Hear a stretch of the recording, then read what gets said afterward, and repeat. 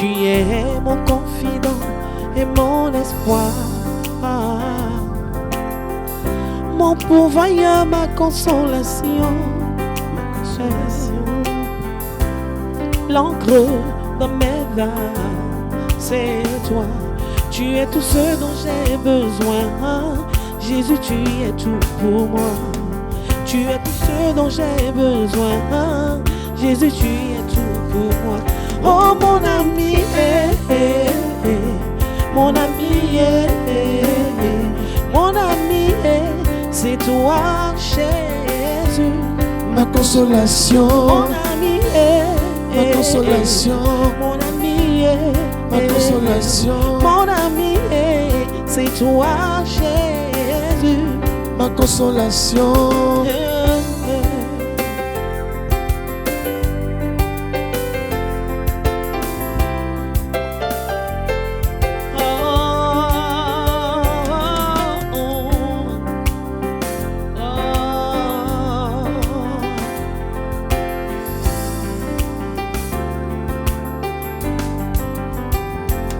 Tu es mon ami,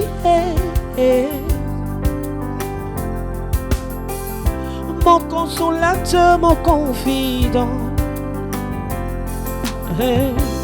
l'encre dans mes veines, c'est toi. Tu es tout ce dont j'ai besoin. Jésus, tu es tout pour moi. Tu es tout ce dont j'ai besoin. Jésus, tu es tout pour moi.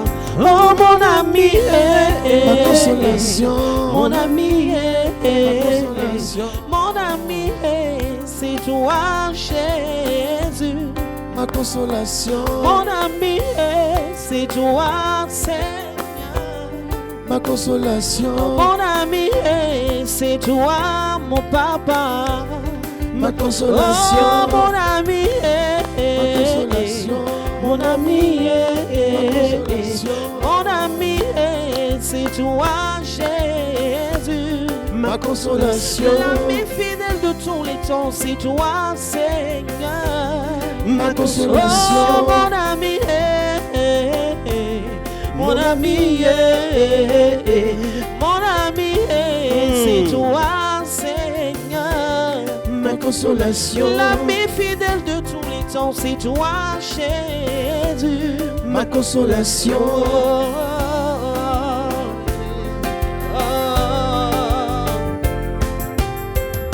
Je louerai le Seigneur de tout mon cœur. Je raconterai toutes ses merveilles. Je ferai de lui le sujet de ma joie et de mon allégresse. Je chanterai son nom, Dieu très haut.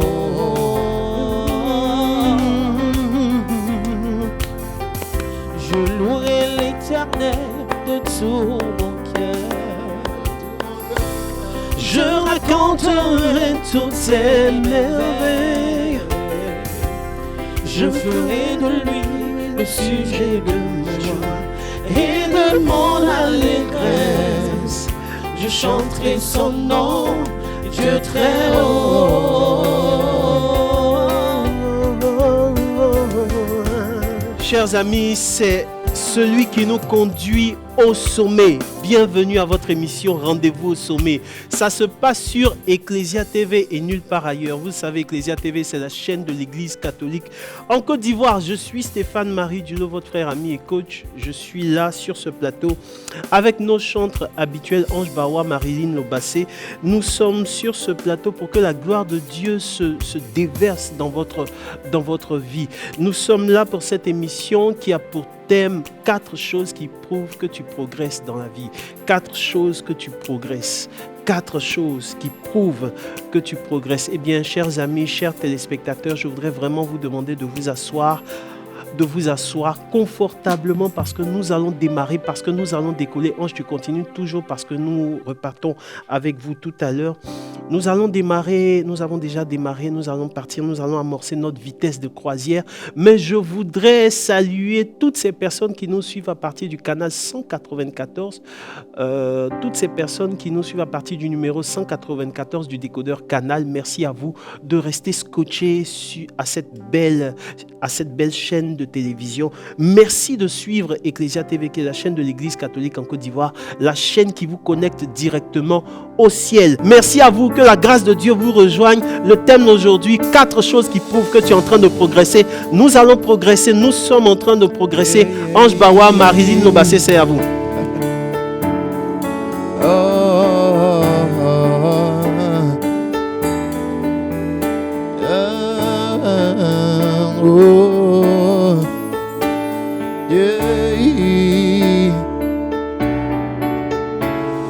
Seigneur notre Dieu, tu es glorieux. Nous t'adorons et nous t'aimons. Que ton règne s'établisse sur la terre. Que ton peuple proclame ta grandeur. Seigneur notre Dieu, tu es glorieux. Nous t'adorons et nous t'aimons. Que ton règne s'établisse sur la terre. Que ton peuple proclame ta grandeur. Nous te bénissons, Dieu tout-puissant.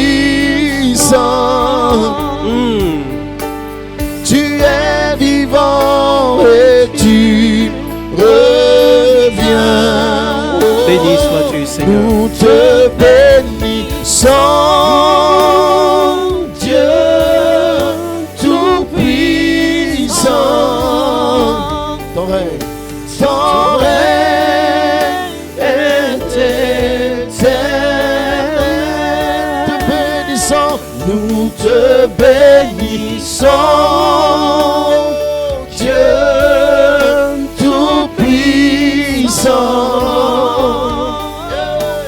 Tu es vivant et tu reviens.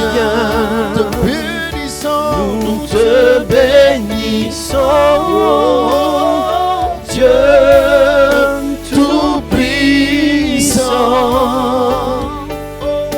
Ton règne est éternel.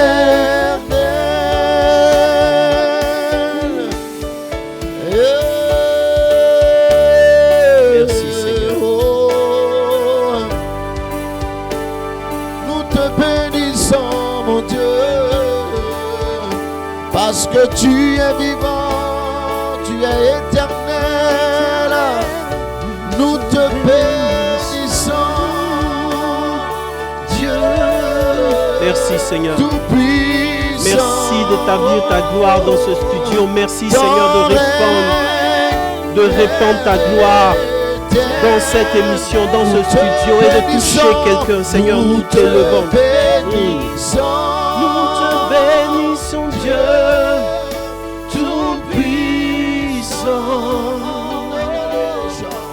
Tu es vivant et tu reviens. Nous te bénissons, Dieu tout-puissant. Ton règne est éternel. Nous te bénissons, nous te bénissons, Dieu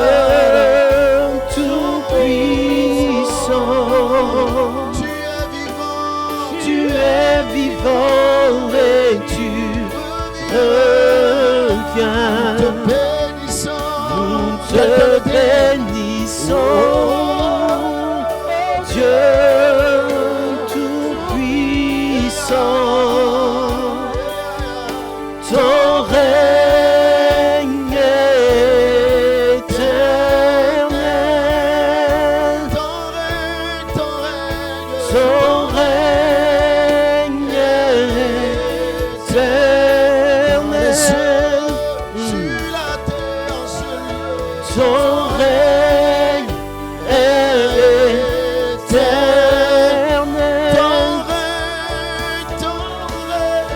Ton règne éternel. Comment ne pas élever ton nom, Seigneur? Comment ne pas te bénir? Toi dont le trône siège sur la justice et sur l'équité, nous voulons, Seigneur, reconnaître ton autorité et ta bonté, Seigneur. Nous te bénissons, Dieu Tout-Puissant. Toi qui es Tout-Puissant, toi qui sièges au-dessus des chérubim, nous élevons ta gloire, Seigneur. Mon cœur se répand devant toi. Le cœur de quelqu'un, Seigneur, se répand devant toi, Seigneur. Sois jamais béni, Seigneur. Et de mes lèvres, Seigneur, je vais célébrer ta gloire et élever ton saint nom. Merci, Seigneur. Ton règne est éternel. Ton règne est Merci, éternel. Éternel. Ton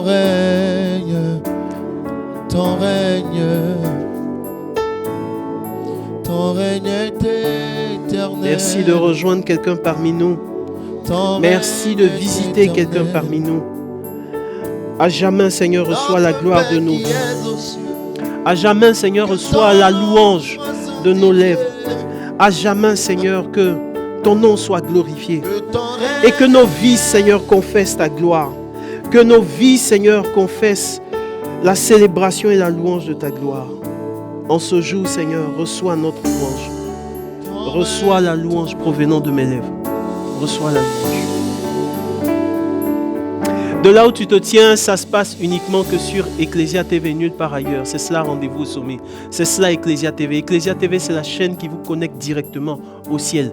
Ne loupe pas ce moment, ne rate pas l'intensité de ce moment. Nous allons partir avec ce chant. Reçois la louange provenant de mes lèvres du chant de Guy Christ Israël.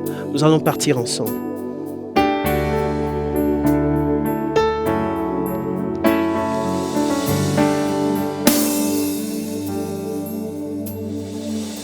Reçois la louange venant de mon cœur. Reçois. De là où tu te tiens, tu peux prier, tu peux célébrer le Seigneur, tu peux bénir le Seigneur. Peu importe ce que tu fais, que tu sois à ton travail, que tu sois couché, tu peux bénir le Seigneur avec nous. Et que la gloire de Dieu te rejoigne là où tu es en ce moment. Venant de mon cœur. Oh, reçois.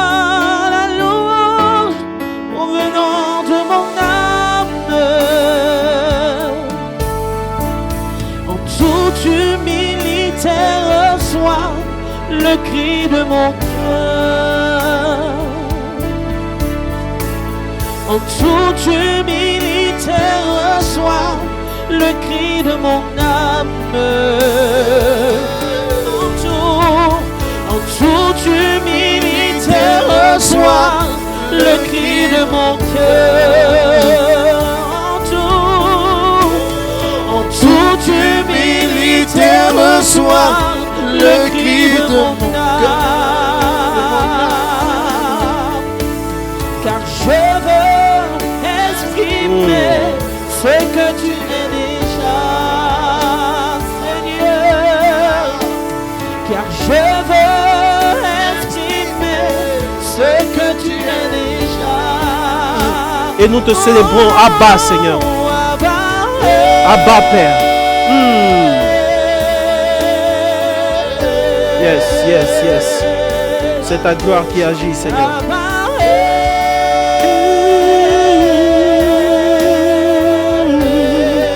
Tu es Abba, Père, Seigneur.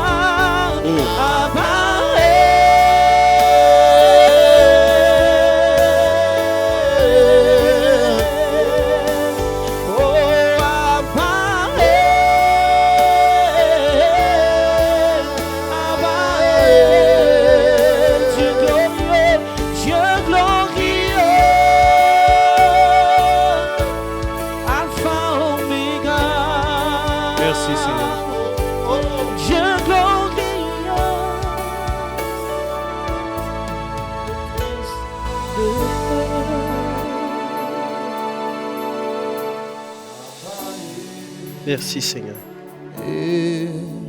Abba, Abba, Merci Seigneur. Abba, Abba. Marc chapitre 8 du verset 22 à 26. Le thème que nous développons va s'afficher au bas de votre écran. 4 choses qui prouvent que tu progresses. Je voudrais saluer vraiment toutes ces personnes qui sont en train de nous suivre. Toutes ces personnes qui ont adoré le Seigneur avec nous. Que la gloire de Dieu vous rejoigne là où vous êtes en ce moment. Marc chapitre 8 du verset 22 au verset 26. Tu continues. Ils arrivèrent à Bethsaïda et là on amena à Jésus un aveugle et on le pria de le toucher. Jésus prit l'aveugle par la main et le conduisit hors du village. Puis il mit de la salive sur les yeux, posa les mains sur lui et lui demanda « Peux-tu voir quelque chose ?» L'aveugle leva les yeux et dit « Je vois des gens, je les vois comme des arbres, mais ils marchent. » Jésus posa de nouveau les mains sur les yeux de l'homme. Celui-ci regarda droit devant lui, il était guéri. Il voyait tout clairement. Alors Jésus le renvoya chez lui en lui disant « N'entre pas dans le village. » Parole du Seigneur notre Dieu. Nous rendons grâce à Dieu. Et nous allons partir avec un chant pour introduire ce message que nous allons développer. Ange, on va partir avec un chant. Peu importe.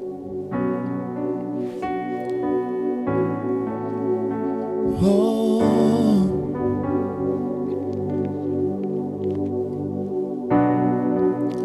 Le nom de Jésus est si doux. Du Dieu des armes, le courroux. Il nous appelle au rendez-vous. Précieux nom de Jésus. J'aime ce nom dans le chagrin. Il me soutient sur le chemin. Sa musique est un son divin. Précieux nom de Jésus. J'aime ce nom dans le chagrin. Il me soutient sur le chemin. Sa musique est un son divin. Précieux nom de Jésus.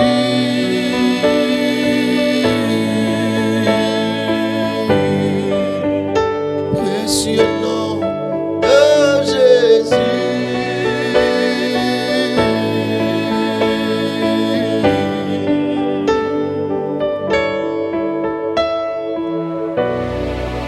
Jésus, béni soit ton nom.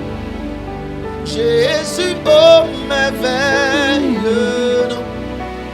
Jésus, suprême rançon. Sois adoré pour toujours. Jésus, béni soit ton nom. Jésus, ô merveilleux nom. Jésus, suprême rançon. Sois adoré pour toujours. 4 choses qui montrent que tu progresses. Le préalable, avant même mon introduction, c'est de t'emmener à comprendre que la vie chrétienne est une vie de progression, c'est un cheminement. D'ailleurs, la théologie catholique nous dit que nous sommes l'église militante. Dès l'instant que nous partons au ciel, nous faisons partie de l'église triomphante. Mais pendant que nous sommes en train de partir, nous sommes en cheminement, nous sommes en progression, nous sommes en constance vers un idéal, vers un objectif, vers une vision. Alléluia. Tu es fait pour progresser. D'ailleurs, dans la nature, dans la biologie même de l'homme, dans la constitution biologique de l'homme, lorsqu'à un moment donné, il n'y a pas de croissance, on appelle cela un handicap. On appelle cela une pathologie qu'il faut régler.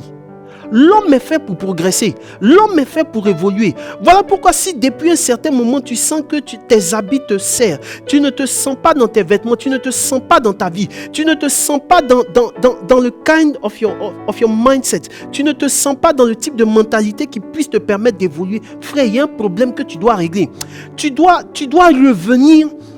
revenir et chercher à voir mais qu'est-ce qui ne va pas pour que ma vie ne semble pas évoluer. Et dans cette émission, je vais te donner 4 éléments qui te permettent de savoir, qui seront pour toi comme une unité de mesure.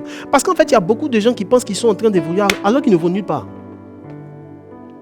Si tu penses que le fait de rester à l'église est juste une condition sine qua non pour que tu puisses évoluer dans la vie, tu peux toujours continuer à te tromper. Tu peux toujours continuer à te mentir. Oui, je vais te dire la vérité. Tu peux toujours continuer à te mentir. Le monde est rempli de gens qui font des actes de piété mais qui n'ont pas un cœur branché sur Dieu. Voilà pourquoi Paul dit que dans les derniers temps, les gens auront l'apparence de la piété, mais ils auront renié tout ce qui en fait la force. Le problème, ce n'est pas de se retrouver dans une situation géographique que les hommes ont identifié comme étant une église. Le problème, c'est que ton cœur soit branché sur l'esprit supérieur qui te permet d'avoir les révélations, les informations et qui te permet de transcender les pièges de la vie. Parce que David dit dans le psaume, il dit « Ta parole est une lampe à mes pieds et une lumière sur mon sentier ». C'est-à-dire que si tu n'as pas la parole de Dieu, que ce soit dans ton business, peu importe le secteur d'activité dans lequel tu es, si tu n'es pas pénétré de la sagesse supérieure, mon frère, ma soeur, la vie va te happer. Comme la vie a happé beaucoup de personnes qui pensaient qu'il suffisait simplement d'avoir de l'argent, qui pensaient qu'il suffisait simplement de savoir dire notre Père, qui pensaient qu'il suffisait simplement d'avoir un bout de papier qu'on appelle diplôme. La vie va te happer, la vie va te broyer, la vie ne joue avec personne parce que la vie est mystique. Faut t'asseoir, je vais te parler. Le monde dans lequel on vit là, si tu n'as pas une intelligence supérieure, tu ne peux pas réussir. La vie est spirituelle. Si tu n'as pas une intelligence, si tu n'as pas la capacité de pouvoir devancer les choses, si tu n'as pas la capacité de prendre de l'avance, d'avoir une lecture, d'anticiper les événements qui vont arriver, frère, tu auras les informations que tout le monde a. Et quand on a les informations que tout le monde a, on a les références et on a les résultats de tout le monde. Ce soir, je veux que tu t'échappes du lot. Ce soir, je veux que tu quittes la foule. Ce soir, je veux que tu puisses prendre de l'avance sur ton environnement. Je prie que tu prennes de l'avance sur ton cheminement. Que tu comprennes par avance ce qui va arriver. Frère, tu es fait pour progresser. Tu es fait pour évoluer. Tu es fait pour avancer. Tu es fait pour connaître un développement à la fois personnel, dans ta mentalité, dans la confiance que tu as en toi-même. Tu es fait pour connaître une progression par rapport à ta carrière. Ce n'est pas un péché d'aspirer à quelque chose de bon. Ce n'est pas un péché d'aspirer à de meilleures choses dans la vie. D'ailleurs, Ésaïe dit que vous mangerez les meilleures productions du pays. Frère, la vie chrétienne n'est pas uniquement qu'une vie de jeûne. Marie-Line, c'est ça, non? La vie chrétienne n'est pas uniquement qu'une vie de larmes. Je refuse cette théologie. Je refuse cette vision du christianisme. Qui a dit que le christianisme est un christianisme de pleurs, de tristesse et de dettes, de manque et de lamentation? Non, il peut avoir des croix, il peut avoir des épreuves, il peut avoir des saisons de désert. Mais même quand on traverse le désert, c'est pour un idéal. C'est parce qu'on veut arriver à Canaan. C'est parce qu'on veut arriver à la terre promise. C'est parce qu'on veut arriver à quelque chose de bon. Frère, tu n'es pas fait pour souffrir éternellement. Et ça, il faut le comprendre. Voilà ce que Jésus dit. Et ce texte, nous l'avons lu dans toutes les églises catholiques.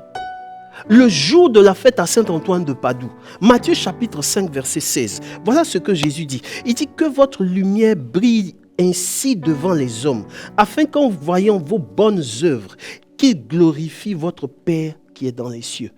c'est l'intention de Jésus. Il dit que votre lumière, la lumière qui est sur ta vie là, que cette lumière-là brille parmi les hommes. Pas que cette lumière-là brille au ciel. C'est pas au ciel uniquement qu'on est fait pour briller. On est fait pour briller sur la terre. On est fait pour être une identité remarquable ici sur terre. C'est ici que la vie éternelle commence. C'est ici que la gloire de Dieu commence. Saint Irénée disait que la gloire de Dieu là, c'est l'homme debout. Tu dois être debout dans la confiance que tu as en toi-même. Tu dois être debout dans l'espérance que tu as. Tu dois être debout dans la confiance que tu as en ton avenir. Quand tu marches, tu dois savoir que Dieu t'a réservé de bonnes choses et que tu es en train de marcher vers ce que Dieu t'a réservé. 4 choses qui prouvent que tu progresses. Le fait de progresser, ce n'est pas le fait de faire du mouvement. Ce n'est pas le fait de se lever le matin et de se coucher le soir. Parce que le psaume dit qu'on peut se lever le matin et se coucher tard le soir et manger le pain des larmes à la fin du mois. Combien de personnes ne se lèvent pas avant le lever du jour et ne se couchent pas tard le soir? Ces personnes-là même ne voient pas leurs enfants. Ces personnes-là ne voient pas leurs enfants grandir. Ces personnes-là n'ont pas accès à une vie de famille. Ces personnes-là travaillent comme si elles étaient des bêtes de somme. Et puis à la fin de leur vie, à la fin du parcours, à la fin du cursus, quand on fait le bilan est nul. Quand on fait le bilan en termes de bonheur, en termes d'épanouissement personnel, en termes d'épanouissement dans la société, le bilan est quasi nul. Combien de personnes ne se sont pas leurrées qu'elles étaient en train d'avancer? Et puis au moment où on fait le bilan, elles se sont rendues compte qu'en fait, je n'étais pas en train d'avancer, mais j'étais en train de me mentir à moi-même. Et il y a beaucoup de chrétiens comme ça qui se mentent à eux-mêmes. La mission que le Seigneur m'a donnée aujourd'hui là, c'est une mission pour enlever les écailles pour que les écailles tombent de tes yeux, pour que tu arrêtes de te mentir à toi-même et que tu penses que les choses évoluent simplement parce qu'un jour tu t'es levé et puis tu dis ça va aller. Ça va aller, ce n'est pas un projet de vie. Ça va aller, ce n'est pas écrit dans la Bible. Ça va aller, Jésus n'a jamais dit cela. Frère, pour que ça aille, il y a des étapes à franchir. Il y a un protocole, il y a un processus, il y a des choses à faire. Moi, il y a des choses que je ne prononce plus. Ça va aller, Dieu va faire, un jour ça va aller. Et généralement en Afrique, voilà le type de raisonnement que certains croyants ont. Voilà le type de raisonnement que certaines personnes ont. Et ils se confortent dans l'idée qu'un jour, de façon arbitraire, de façon purement arbitraire, un jour, dans sa bonté, les choses vont simplement aller comme ça. Si tu ne prends pas en main ta vie, la vie va t'envoyer où elle veut t'envoyer. Quelque part, j'ai entendu un jour, quelqu'un me dit, quand tu n'as pas de destination dans la vie, n'importe où ressemble à ta destination. Il faut avoir une direction. Il faut savoir ce que tu veux. Il faut prendre tes responsabilités vis-à-vis de la vie et savoir qu'il y a des choses que tu mérites et il y a des choses qui ne te vont plus aujourd'hui. Tu ne peux pas t'accommoder à tout ce que la vie te donne. Quand ce que la vie te sert ne te plaît pas, lève-toi et va te faire servir. Parce que la vie, c'est un dîner gala. Tu ne peux pas tout accepter comme ça en disant c'est la volonté unique de Dieu. C'est de la fatalité. Et Dieu n'est pas dans la fatalité. Dieu n'est pas dans le destin. Tu peux changer ton destin. Tu peux changer le parcours. Tu peux changer la courbe des choses. Tu peux améliorer les choses. Parce que tu es fait pour progresser. Tu es fait pour évoluer. Tu es fait pour passer à un autre niveau. Tu es fait pour passer au niveau supérieur. Parce que Jésus dit, la lumière qui repose sur vous là, que cette lumière, elle brille parmi les hommes. Pour qu'en voyant vos bonnes œuvres, les gens glorifient Dieu. Tu es le reflet du royaume sur terre. Tu es l'ambassade vivante du royaume sur terre. Tu es le prolongement du ciel, de l'amour de Dieu sur terre. Tu dois être le visage de Dieu pour quelqu'un dans ton environnement. Tu dois être le visage de Dieu pour quelqu'un dans ton travail, dans ton service. Tu dois être le reflet, le visage de Dieu pour quelqu'un dans ta famille, dans ton couple. Tu dois être le visage de Dieu pour tes enfants. Frère, tu dois évoluer. Dieu a besoin de toi. Parce que, en fait, Dieu a besoin de tes mains. Il a besoin de ton cœur. Il a besoin de ta vie pour qu'en voyant ta vie, les gens glorifient Dieu. Est-ce qu'il y a des personnes autour de toi qui glorifient Dieu en te voyant? Est-ce que certaines personnes peuvent s'asseoir, regarder ton parcours, regarder ton processus, regarder où tu es arrivé et se dire, en fait, quand je regarde d'où il vient, quand je regarde d'où elle vient, cette personne-là, il n'y a que Dieu qui puisse faire. Voilà pourquoi Nicodème s'est avancé la nuit. Quand il s'est présenté la nuit face à Jésus, il a dit, personne d'autre ne peut faire ce que tu fais si Dieu n'est pas avec lui. Frère, c'est ce genre de standard, c'est ce genre de résultat qu'un chrétien doit avoir. C'est ce genre de résultat qu'un chrétien doit avoir où on vient te voir et puis on dit, personne d'autre ne peut avoir les résultats que tu as si Dieu n'a pas mis son cachet, n'a pas mis son approbation, n'a pas mis son onction sur ta vie. Frère, on peut réussir avec sa seule intelligence humaine. Et il y a beaucoup de gens dans la ville, dans le pays, sur ce continent qui réussissent sans Dieu. Mais nous sommes appelés à avoir un certain niveau de résultats qui transcende, qui dépasse, qui étonne et qui choque le monde. Parce que nous sommes faits pour révéler un autre royaume. Nous sommes faits pour révéler une intelligence suprême. Nous sommes faits pour avoir un savoir-faire qui vient du ciel. Frère, ta vie doit refléter les standards du royaume. Trop de princes se retrouvent à terre et finissent par accepter la situation. Trop de baptisés finissent par accepter certaines situations en se disant, c'est ce que Dieu veut pour moi. C'est ce que Dieu veut pour moi. C'est ça que j'accepte comme ça. C'est ce que Dieu a voulu. Et quand on n'a pas toutes les raisons, on se dit, c'est ce que Dieu veut pour moi. Il y a cette fable qui passe généralement dans le développement personnel. On disait qu'un petit est tombé dans une basse-cour. Le petit d'un aigle est tombé dans une basse-cour. L'œuf est tombé dans la basse-cour. Et après l'éclosion, l'aiglon se retrouve parmi des poussins. Et il grandit parmi les poussins, Marie. Il grandit parmi les poussins. Et à un moment donné, il commence à se comporter. Lui qui devient un aigle, il commence à se comporter comme des poulets. Parce que c'est l'environnement qu'il a vu. Est-ce que tu vois un peu? Et puis un jour, il voit un aigle voler haut dans le ciel, mais qui déploie ses ailes et qui a un certain niveau de déploiement, de hauteur. Et puis il demande à sa maman, mais lui, je lui ressemble. Pourquoi est-ce que je ne ressemble pas à mes frères et sœurs? Et la mère pour lui dit, mais c'est ce que Dieu a voulu. Vous savez, en Afrique, quand on n'a pas les raisons, quand on n'a pas les excuses, quand on n'a pas les informations adéquates, là, c'est ce que Dieu, on met tout sur Dieu. On spiritualise même nos ignorances. Je te suis en train de te parler actuellement. Si tu es en train de m'écouter, il ne faut pas spiritualiser ton ignorance. Je vais en arriver tout à l'heure. Il ne faut pas spiritualiser ton ignorance. Tout n'est pas question de Dieu. Tout n'est pas question de démons. Tout n'est pas question de c'est la volonté de Dieu. Il y a des choses que tu dois faire. Il y a des responsabilités que tu dois prendre vis-à-vis de la vie. Et il regarde quelqu'un qui est de la même nature que lui. Il dit, mais pourquoi il vole? Parce que cet aiglon-là, qui est né dans une basse-cour, on lui a toujours répété qu'il est un poulet. Mais voilà pourquoi dans le texte, Jésus finit de guérir quelqu'un. Et puis il dit, il ne faut pas rentrer dans ton village. Il y a quel lien entre le fait qu'il soit aveugle et le fait de rester dans un tel village? Quel est le lien? La réalité là, c'est qu'il y a des environnements qui te bloquent. Ah, si tu avais compris, tu allais bien me dire amen. Dans la réalité, c'est qu'il y a des environnements qui ferment ta mentalité. Frère, tu n'es pas un arbre. Des fois là, ce n'est pas une question de démon. Des fois, quand ta situation n'évolue pas, ce n'est pas une question de c'est la volonté de Dieu. Je suis en train de porter ma croix. Tu connais ce qu'on appelle croix? Ce qu'on appelle croix là, tu connais? Moi, je connais une religieuse. Depuis le jour où elle a dit oui à Dieu, elle est tombée malade. On n'arrive même pas à détecter. Ce qu'elle a, de quoi elle souffre. Je parle de sœur Marie-Ange. Depuis le jour où cette femme s'est consacrée à Dieu, où elle a fait son vœu perpétuel en tant que religieuse, elle est tombée malade. Je ne sais pas si c'est pas sa maladie là, qu'elle est en train d'expier les péchés des autres, je ne sais pas. Mais on n'arrive pas à détecter. Tantôt c'est sa colonne vertébrale qui est touchée, tantôt ce sont ses organes vitaux. On n'arrive pas à détecter. Mais quand on va voir la sœur, quand les prêtres vont voir cette religieuse, quand on va rendre visite à cette sœur, son âme est pure. Parce que même dans cette maladie, elle glorifie Dieu. Je me rappelle, j'étais allé avec elle, allé avec Marilyn. On était allé rendre visite à la sœur, quelque part dans une clinique au plateau ici. Et pendant qu'on était en train de prier, la sœur a chanté, tu te souviens de Marilyn? Car ta bonté vaut mieux que la vie. C'est ça là qu'on appelle une consécration. C'est ça qu'on appelle une offrande. C'est-à-dire que ce soit dans la bonne santé ou même dans la maladie, elle dit que la bonté de Dieu vaut mieux que elle, sa vie. Ça, c'est une croix qu'on porte. Mais si c'est une histoire de galère que tu peux changer ta mentalité pour transformer cette situation, ça, c'est pas une croix. Ne mettez pas tout sur Dieu. Ne mettez pas tout sur Dieu.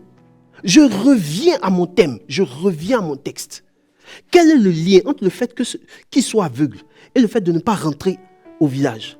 Mais Jésus finit de guérir le malade. Et il a guéri 2 fois. Il a procédé 2 fois pour sa guérison. Et quand il finit, il dit, je vais te donner un conseil. Pour ne plus que tu revives les mêmes choses là, il faut quitter l'environnement. Première étape pour savoir que tu progresses dans la vie, c'est d'être conscient que tu as un problème. C'est d'être conscient de ta réalité. C'est d'être conscient de ce que tu vis. Il faut faire une lecture vraie, authentique, une lecture franche de ce que tu traverses. Il ne faut pas te mentir à toi-même. Il ne faut pas te vendre des illusions à toi-même. Si tu sais que ça ne va pas, il ne faut pas t'auto-consoler en fuyant les réalités de ta vie. Mais reste là. Le problème, c'est que vous voyez en Côte d'Ivoire, beaucoup de gens ont commencé à s'investir dans la distraction en fuyant les problèmes de la vie. Comme la vie est difficile, là, la première échappatoire qu'ils trouvent, c'est de commencer à se distraire. Parce que ça permet d'oublier les problèmes. Ah, on dit quoi? Oublions les problèmes. On va se distraire un peu. Mais les problèmes là, quand tu les fuis, tu t'en vas te distraire. Quand tu reviens, ça t'attend. Hein?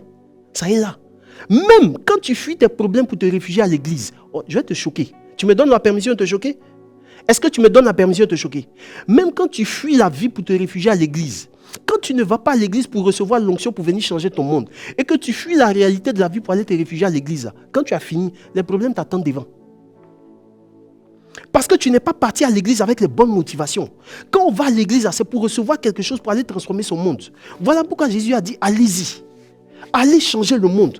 Allez transformer votre vie. Allez transformer la société. L'église n'est pas le lieu où on fuit la réalité de la vie pour aller se réfugier. Désolé, hein, je suis peut-être un peu dur aujourd'hui. Mais c'est la réalité.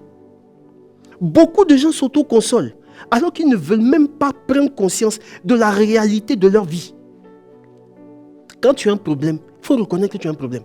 Quand tu as un problème de colère dans ton couple, et puis ça a causé aujourd'hui tu vois que tu es au bord du divorce, il faut accepter que tu as un problème de colère. Et puis règle le problème. Quand tu vois que tu n'as pas été franc, et puis on t'a découvert, il ne faut pas trouver des échappatoires. Assieds-toi. J'ai voulu te tromper, ça n'a pas marché. Tu comprends, non? Regarde-moi, je vais te parler. J'ai voulu te tromper, j'ai voulu tricher un peu, on m'a attrapé, ce n'est pas grave. Aide-moi pour que je sois un peu correct dans ma vie de couple. C'est ça qu'on appelle reconnaître sa réalité. C'est ça là qu'on appelle être franc vis-à-vis de soi-même. Apprends à te connaître et apprends à connaître ce que tu es capable de faire et ce que tu n'es pas capable de faire. C'est la réalité que beaucoup de gens ne se connaissent pas. C'est pourquoi ils rentrent dans des mariages, ça ne fonctionne pas. C'est pourquoi ils vont se mettre dans l'entrepreneuriat, ça ne fonctionne pas. Ils disent non, on peut commencer à partir de rien. Tu as déjà vu quelqu'un qui commence à partir de rien? Parce que même pour aller déposer les papiers au CPC là, il faut avoir le transport bâti. Les gens se mentent à eux-mêmes. Les gens s'auto-consolent avec des petites vérités. Et puis quand devant ça ne fonctionne pas, ils disent non, on ne nous a pas tout dit.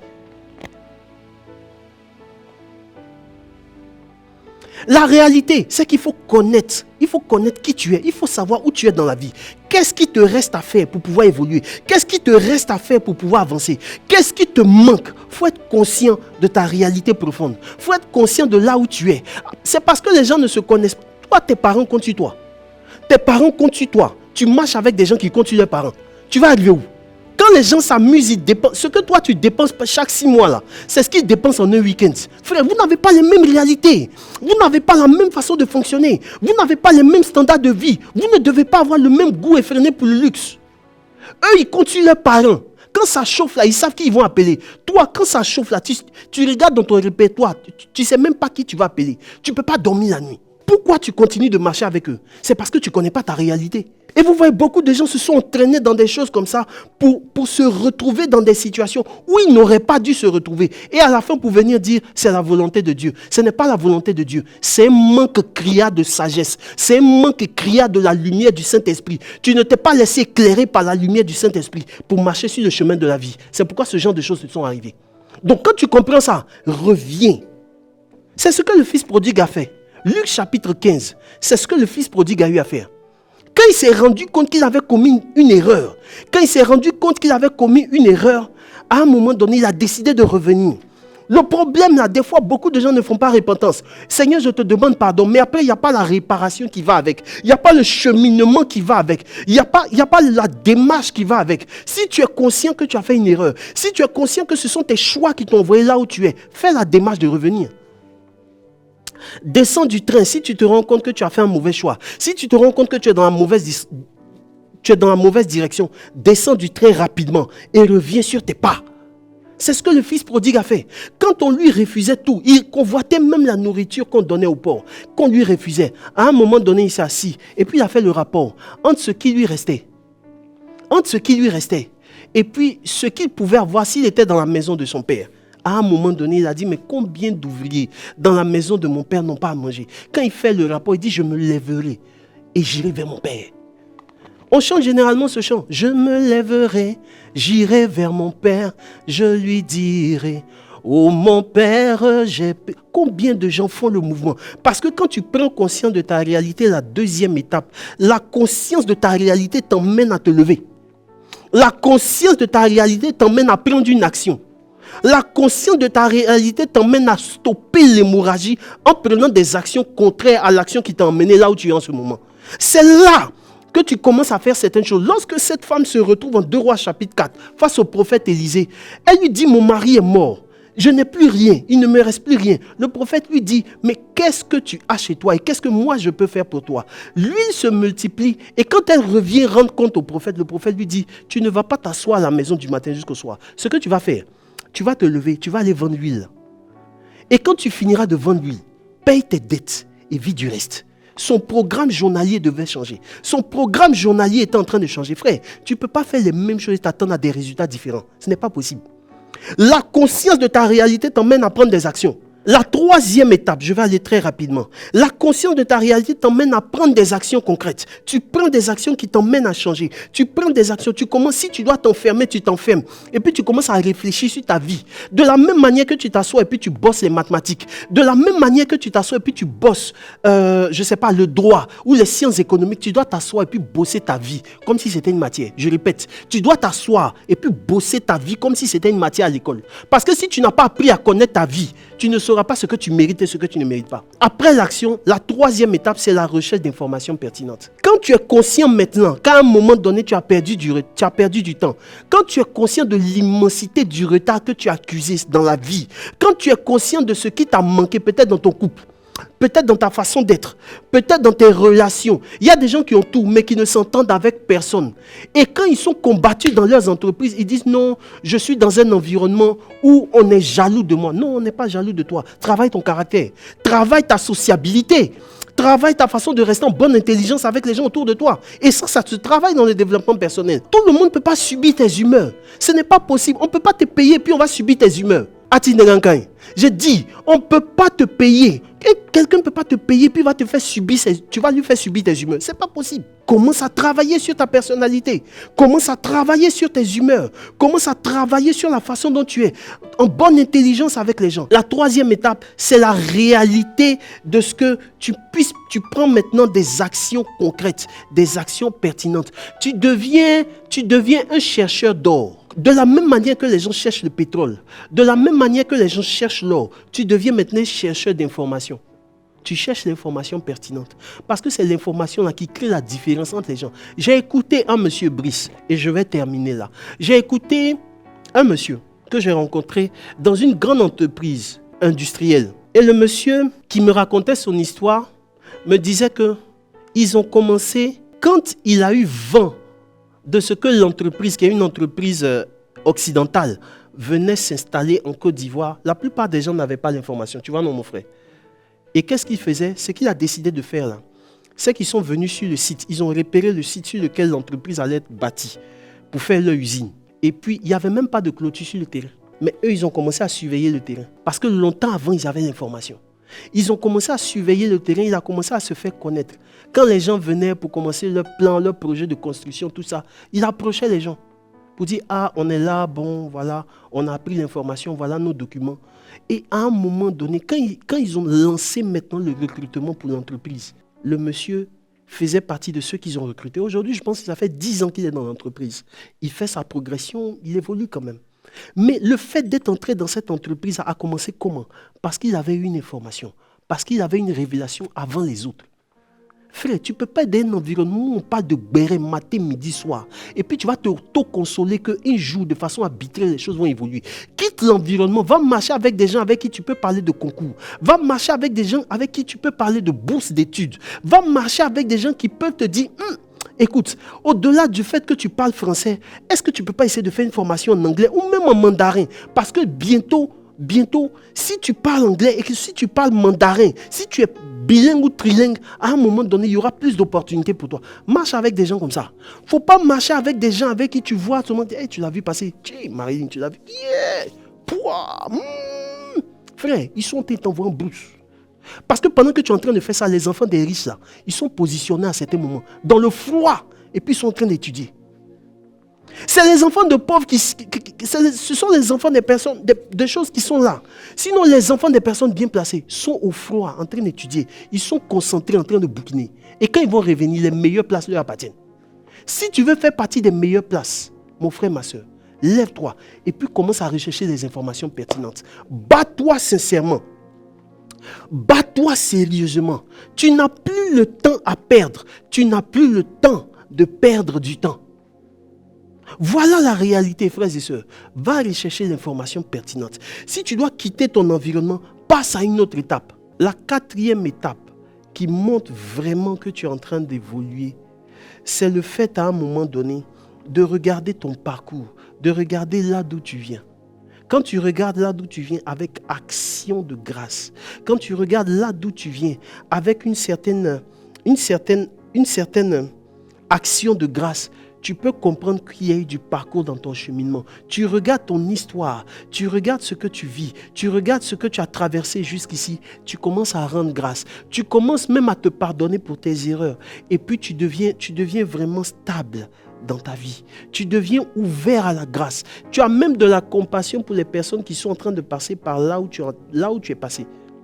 Tu as de la compassion qui t'anime parce que tu sais qu'à un moment donné, les choses évoluent. Mon frère, ma soeur, voilà les 4 points que je t'ai donnés. Et ces 4 points peuvent être pour toi une auto-mesure pour mesurer tes progrès, pour mesurer tes actions, pour mesurer ta progression dans la vie. Il ne s'agit pas uniquement que de faire du mouvement, mais il s'agit vraiment de connaître sa réalité. Ce que je veux te dire ce jour-là, c'est que Dieu veut que tu éclaires. Dieu veut que ta vie soit un message pour l'humanité. Dieu veut que ta vie soit le prolongement des actes des apôtres. Dieu veut que ta vie soit le reflet de sa qualité, de sa bonté, de sa fidélité, de son amour. Tu peux devenir une meilleure personne. Tu peux changer tes conditions. Tu peux changer ta façon d'être. Tu peux changer les conditions autour de toi. Tu peux te retrouver à un moment donné où tu peux nourrir ta famille. Écoute-moi bien, Dieu aspire à te donner les meilleures productions. Il aspire à te donner les meilleures positions. Il aspire à te donner les meilleures opportunités de la vie. Tout est une question de fiat. Tout est une question de oui. Si tu dis oui, tu vas t'apprêter. Si tu dis oui en ce moment précis, le mouvement du Saint-Esprit entre en action pour transformer ta vie. Tu dois refuser ce que tu es en train de vivre. À un moment donné, Joseph a eu du confort chez Potiphar. Mais le confort qu'il avait chez Potiphar, avec les propositions de la femme de Potiphar, il aurait pu rester là. Le projet de l'ennemi était qu'il reste là pour ne pas qu'il arrive à la primature de l'Égypte. Mais tu as la possibilité de refuser ce que tu as en ce moment, de sortir de ta zone de confort, de te dire, c'est vrai, j'ai eu certaines choses, mais je pense que je peux encore aller plus loin. Je peux m'élargir pour aller encore un peu plus loin. Et ça, tu élargis ta mentalité, tu t'élargis. Tu commences à te former, tu commences à lire, tu commences à te documenter, tu commences à chercher les bonnes informations. On m'a parlé d'un vigile qui a fait ses diplômes. Et au moment où il y a eu le poste, il y a eu un poste qui a été ouvert en interne dans l'entreprise, il a été l'un des premiers à poser son nom. On dit, mais toi tu es vigile? Il dit, c'est vrai, c'est vigile. Mais j'ai 3 masters. Voilà, il a déposé. Il a été pris. Est-ce que tu es compétent? Il dit, mettez-moi à l'épreuve seulement, vous allez voir. Je connais l'entreprise. Je connais les hommes qui animent cette entreprise. Aujourd'hui où je vous parle des cadres, parce qu'il a flairé l'opportunité et il s'est préparé en avance. Si tu te prépares en avance, mon frère, ma soeur, les meilleures positions de la vie te sont offertes. Et que Dieu te bénisse exagérément. Je veux te revoir à un certain niveau dans la vie. Je veux te revoir après avoir suivi cette émission à un certain niveau dans la vie. Et que le Saint-Esprit change ta vie, change la trajectoire de ta destinée au nom de Jésus de Nazareth. Viens au sommet.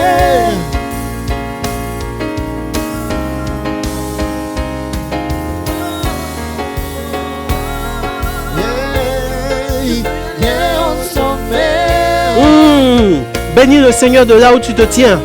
De là où tu te tiens, bénis le Seigneur avec nous. Rends grâce à Dieu pour ce moment. Rends grâce à Dieu pour ce que tu as entendu. Et que la gloire de Dieu se déverse dans ta vie. Je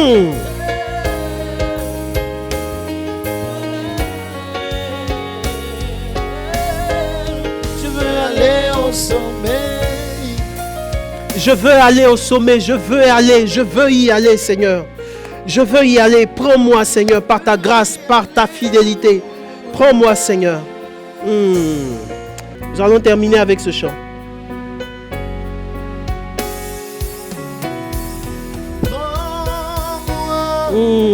Prends-moi sur les ailes de ton esprit, Seigneur.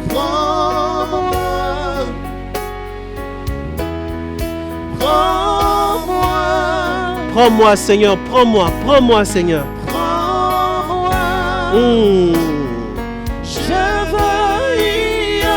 Je veux y aller, Seigneur. Emmène-moi où tu veux, Seigneur. Fais que ma vie brille parmi les hommes. Emmène-moi où tu veux, car tu es mon refuge, ô Père. Prends-moi, mon Dieu, prends-moi.